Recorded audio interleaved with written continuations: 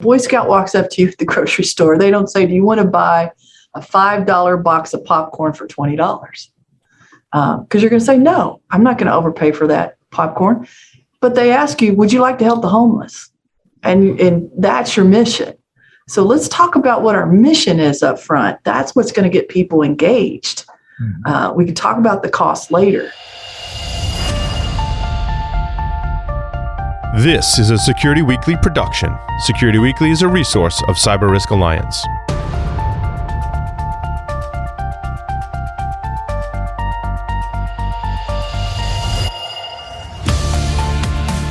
The Cybersecurity Collaborative is proud to present CISO Stories. Each week, CISO Stories takes a deep dive on security leadership with one of the contributors to my latest book, the best-selling CISO Compass: Navigating Cybersecurity Leadership Challenges with Insights from Pioneers, as well as other top CISOs and industry security leaders. The Cybersecurity Collaborative is a unique membership community enabling cybersecurity leaders to work together in a trusted environment. To learn more, visit securityweekly.com/CSC or visit cyberleadersunite.com. I'm your host, Todd Fitzgerald, and this week we welcome Stacy Mill, VP of IT and CISO for Nashville Electric Services. My story is that I was working as a manager of network and as a chief network architect at Humana when they received a $8 billion military contract for military insurance called TRICARE, and they had something called DITSCAP.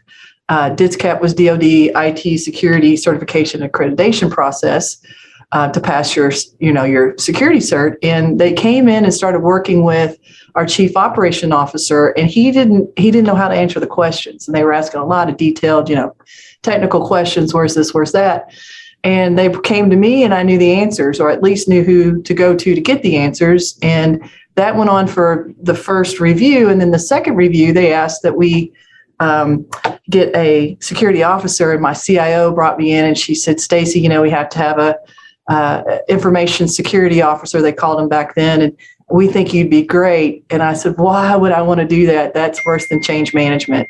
Nobody wants to do security. Nobody wants to see the security people come in. And I think they weren't the loved ones, were they? Right? I'll just take my ball and play here in the network and architecture world. And she looked at me and she just stuck her hand out and she said, you'll thank me for this. Congratulations. So that's how I got the first security role. And man, am I ever thankful for it. Wow. Well, you wrote a great piece for the CISO Compass book, Navigating Cybersecurity Leadership Challenges with Insights from Pioneers, which you were clearly a pioneer in this space.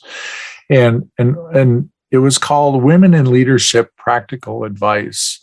And I love the way you started out here. The stigma attached to women leaders makes us sound special. Could you expand on that?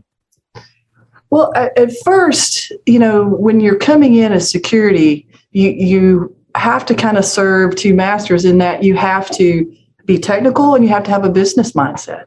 And a lot of us that came into security through technical had never really had that insight into business. So for me as a female, I had to kind of look across my organization to find who would those champions be. And so as a woman, I literally had a couple rows to hoe, which was I would always go to the most senior woman and ask her about her journey to see how she got enrolled and how she made things happen. But I also would go for who had the most influence as far as a champion. And so for me, sometimes I would be more likely to get the door open to women to help me with that journey than I would for men. And it wasn't really a male-female thing. It was more about no one knew what the CISO should do. They were kind of like, do you come to me from a risk perspective? And the words weren't risk. It was what happens if I don't? Then we started to spin into risk, because I can remember early on in my Humana days as a CISO, it was about the contract. What does the contract say? What are our requirements? So on and so forth. Very well documented, very strict. But in food service with Yum Brands, there was no rules to the road. And so we really had to find those. And sometimes it was advantageous to be female in that, getting some of those senior leader doors open. Other times it was a little bit more cautious as I'm talking about risk, because some of that might be financial, reputational, or even compliance risks. So it was just a little bit of a spin, and you really had to know your lane and who you were speaking to get your message across and to bring people along, because it was a different message per audience. How did you identify who those influential people were in the organization that you should be partnering with? So I always keep my ear to the ground on every level. So what I try to do, someone gave me good advice years ago, was that if your foot's in the door, have a message. Don't figure it out once your foot's in the door. Have a plan before you get there. And so what I would do, and Young Brands was great about this. David Novak, our CEO, who has since retired, but he was wonderful about teaching people how to bring other people along. How do you get that big idea out there? And so really where I've always started is, who are the decision makers? The most important thing to learn about a company is to read their filings. So if you're a public company, of course, all the SEC filings every year. If it's a nonprofit, what are their filings annually, and read all of it that you can to find out financially and business foundationally, what are their goals? Okay. And then I would come in and see, because the message of securing things, it depends on what your organization is. Is this a outward facing app that you need security for instance, in insurance, because you need that uptime for your customers to get in? Or is it a banking where you need the uptime for your transfers later at night, so you're going to preserve that for batch processing, right? So it just depends. And that's what gets me excited is, first, what are we trying to solve? How do I match that to business imperatives? And then lastly, how do I match that to some of the, what they call the intangibles? Is it safety? Is it compliance? Then I can start to maybe tie in some tangibles like costs, overruns, downtime, right? So, but it matters. And the most important thing for me is always, what's the so what, now what? So what? We've talked about whatever. Now what are we going to do about it? And having that next, even if you don't know, have that next idea of, okay, my next idea is, let's go pick our champions. Let's get that group together and then take it to the next level. You may not know, but you've got to have a plan as you walk in, and you've got to execute on that plan and be able to be nimble and shift based upon the ideas you hear when you're talking to others, because their ideas and their connections are what going to get you to where you need to go.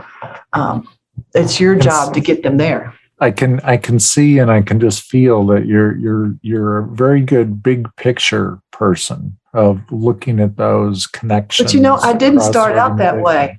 And I love that you picked up on that, because that's the thing that I always tell my mentees. We get so locked in our security world and in sometimes our own fear, uncertainty, and doubt, because we see things coming that someone else might not.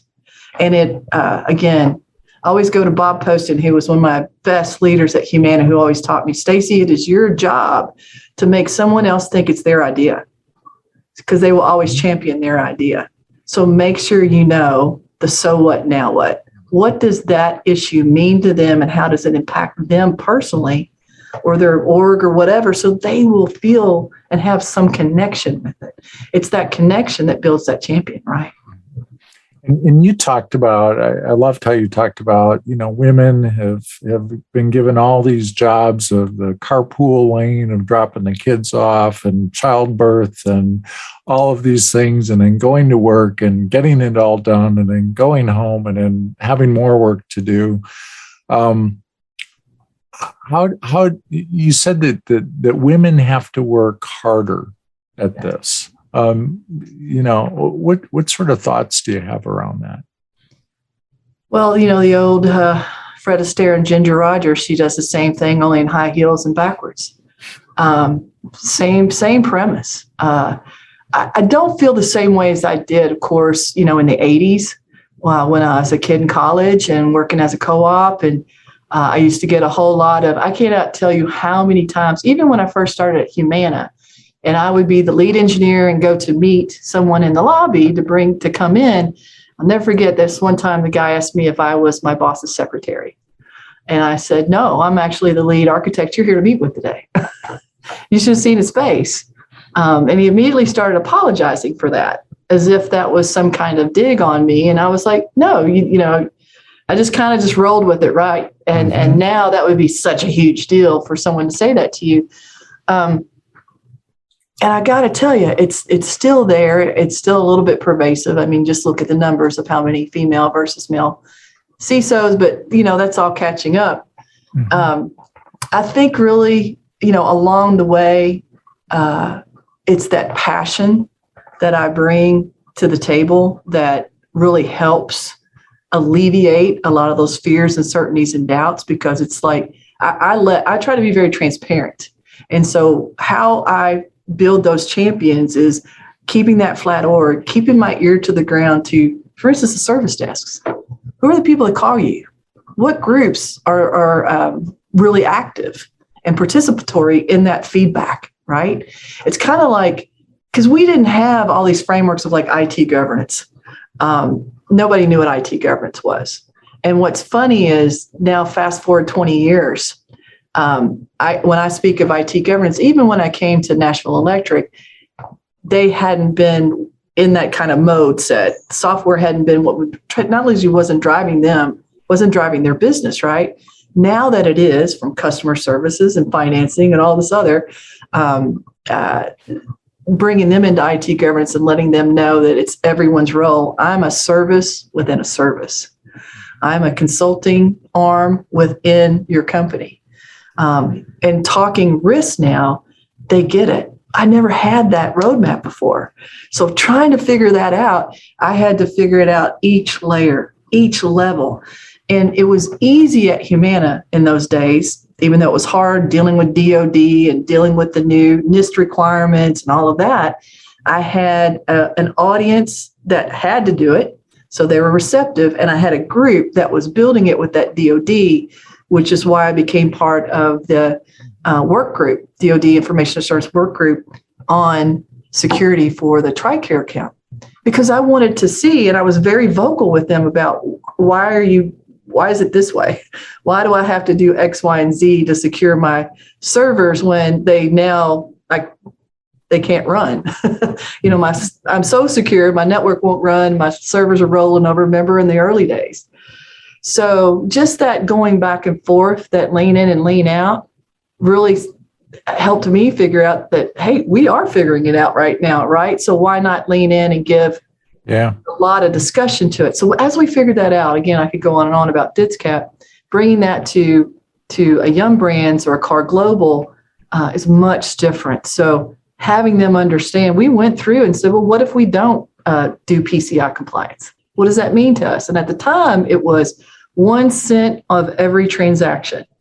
So that was their first PCIs, and the payment card industry's, if you will, push was, hey, you'll save 1 cent per transaction, not cybersecurity, not, privacy, so on and so forth. So look at where the industry's come to.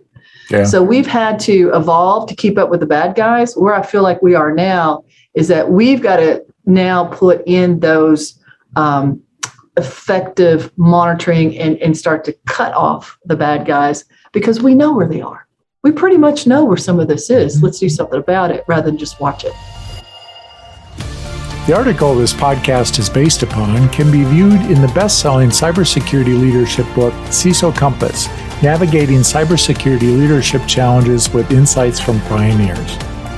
Well, and I think all those frameworks are very useful. I worked for a healthcare organization for about a decade and worked with CMS quite a bit. I worked previously for WellPoint, which is, as we know now, is now Anthem.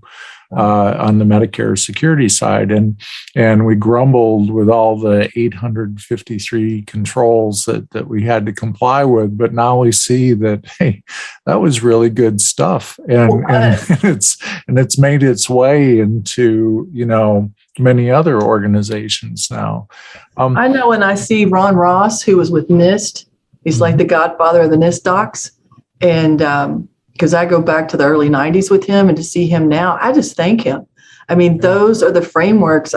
Every day I pull that out in some way, shape, or form. When we look at CIS or we look at CMMI, all of that is based off of which I think is our Bible, which is NIST. Yeah, I've interviewed Ron several times, and he's, what's nice is that he sees the creation of these controls as part of a mission, and it's a mission to protect our organizations, and so we're glad to have those people involved in that. You mentioned something in your piece. You talked about, maybe a sensitive topic that sometimes women are seen as emotional. What's your reaction to that? I just think that's the way the gene pool floats anymore, because I'll be honest with you, I have seen that. I've watched two people side by side lead in an organization, and one female be kind of held back because she was emotional or quasi-emotional, and another one be held thwarted, just literally is now president of one of those organizations. And I watched them side by side. I think for me, it has just been, it's more, it's how you handle yourself. It's how you prepare your team for your passion is the way I look at it. My team knows when they bring me something, I'm going to get excited. I may get excited in a happy way. I may get excited in what are we going to do about it? But more than that, they know I'm going to be there and trust them and help them break down those walls, right? So my thing is, I'm glad to see that I'm seeing a big removal in the organizations away from I call it IBM blue, white shirt, black tie, blue suit, certain corporate posture. I see that melting. And that's because of the generations that are coming up behind us that are forcing that to happen. We're not always coming into the office every day, right? The pandemic has proven that for us. We can move that forward. And how many years have we been trying to? Unfortunately, something awful like that, a pandemic had to happen. But how many decades have we as CISOs been talking about that pandemic? We've been trying to get people interested. We've been trying to get practice sessions on it. We've talked about business continuity till we are blue in the face. And we can execute if we get a fire. I'm sure a lot of us flawlessly, but look what happened when we got to work from home. So those of us who've worked in global environments are looking at it these last 2 years like, what's the big deal? Why weren't you ready? If you were ready, and now they have gotten ready, now it's not a big deal, right? So for me, it's all about, that sensitivity of showing up for your role as your human self. I really don't play too much. It doesn't feel too much male, female to me. Maybe I'm naive. I don't feel that that's holding me back as much as my own perception sometimes of being a female. I think that's a really good thought. And I a lot of women leaders I've talked to, I've been to some panels where, they have talked about women in leadership. And, I've had some women tell me, well, I really don't want to be in those panels because I got to where I am because I worked my A off, right? Not because I was a woman. And I've had the privilege. I worked in healthcare as well. And maybe this is predominant in healthcare, but I was fortunate enough to work for an organization that we won the state's glass ceiling award for having more than 50% of the executives were women. And I actually enjoyed working there because it was very collaborative. I felt like we were cooperating with each other versus competing with each other. There was just a different sense. And I think we need to bring that into our organizations. And you had a story in your piece where you talked about the selling the Girl Scout cookies or Boy Scout cookies. tell us about that, because I think that leads to a core value that I think we need more of in our organizations. For me, it is about that pure play. I tell my team all the time, I talk about the Boy Scouts. When a Boy Scout walks up to you at the grocery store, they don't say, do you want to buy a $5 box of popcorn for $20? Because you're going to say, no, I'm not going to overpay for that popcorn. But they ask you, would you like to help the homeless? And that's your mission. So let's talk about what our mission is up front. That's what's going to get people engaged. We can talk about the cost later. Because when you start with the cost, people are like, no, stop. So that for me is the model of, and I've learned this from a lot of people I've worked with. So this is not Stacy Mills' way. I've learned this from so many people with, they start to run for the solution, right? And we got to start with, what's the mission? What are we trying to accomplish? When you start with that mission and then you keep that mission center and focus. For instance, this year, my first year at Nashville Electric, I wanted to make sure that the team was owning the infrastructure and making sure they knew the maintain, manage, monitor. So all things in our first year were going to be reflective of, are we increasing or improving how we manage, maintain, or monitor our systems? Okay. With that goal in mind, they could go out and do their goal setting, their planning and everything with that result first and foremost. So that's kind of how I feel about it, is that let's start with, Yum used to have this thing, a future back vision. What does Nirvana look like? And then let's back up and start walking towards it. And we may change our minds along the way, but as long as we start with, what do we want to ultimately achieve? Back up, bring people with us along the journey so that they know where we pivot, where we look left and right, and just keep moving forward. And I think you're tapping into something that is missing in so many organizations, is that empathy and that, the homelessness. You go right to the emotion. And we have to stir that up first in people. And too often, I think we get into these are the tasks, these are the projects, these are the plans. I think that's the male-female difference in that the nurturing of, and I mean, I've met as many nurturing males as I have females. Okay. Mm-hmm. But I think that male-female dichotomy is more of the nurturing. You're going to see more nurturing in more of a female environment. And you're also going to see, for me, it's going to get out on the table, meaning a lot of the unsaid. Okay. And I can't tell you, but the leaders I've worked with that have taught me so much about the art of the meeting before the meeting. Is just as important, the follow-up afterwards. Prep people in there. Don't get them by surprise. All that good cultural stuff. But at the end of the day, it is cultural. That's why I embrace that emotional EI. All of us took those great classes, right? What EXTJ or what? I remember I'm extrovert for sure. Myers-Briggs, yeah. All of it. We all took all that, right? But at the end of the day, what all of that taught me is that everybody's different. Respect everyone. Try to slow your roll to meet the person you're meeting with. If you're a real hyper person and the person that you're meeting with is really, really laid back, don't come in there all hyper.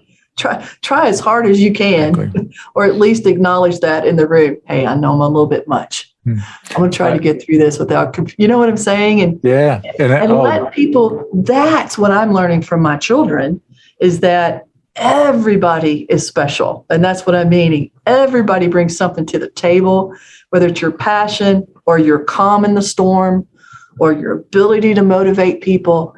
We're not all perfect. And when we embrace that, that's when we get things done. If they expect me to be a perfect leader, I'm going to fail.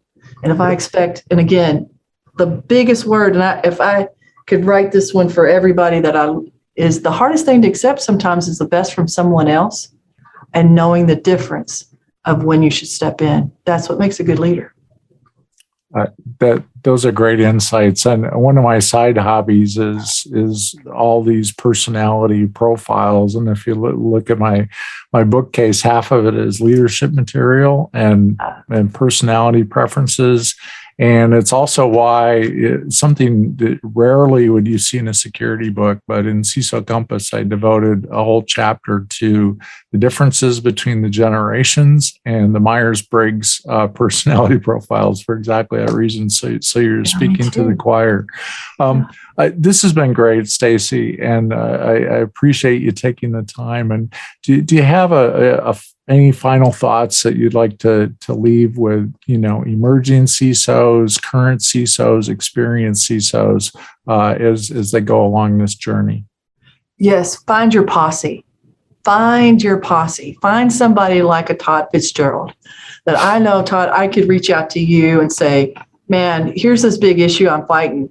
Point me in a direction, and you will. So I think that's one of the things that I've learned, especially as I've moved through roles, is your network is everything. And so build your network strong, treat people well, go to dinner. Virtual world is getting us away from that. We need a little bit more of that, whether it's virtual or whether you go to dinner with somebody. I always make sure once a week I have either a counsel or something outside of work that helps me build my network and build my know-how. And that's why I think I've survived and been as successful, is because I never stop learning and never start looking for that new exciting thing. It just gets me up in the morning. Great insight. The collaboration is so important, and the networking is so important. And besides, there's so many great people in this field that are willing to help. So thank you very much, Stacy. Thank you. Visit more CISO Stories podcasts on securityweekly.com, where you will find an index to prior episodes. The Cybersecurity Collaborative is a unique membership community enabling cybersecurity leaders to work together in a trusted environment. To learn more, visit securityweekly.com/CSC or visit cyberleadersunite.com.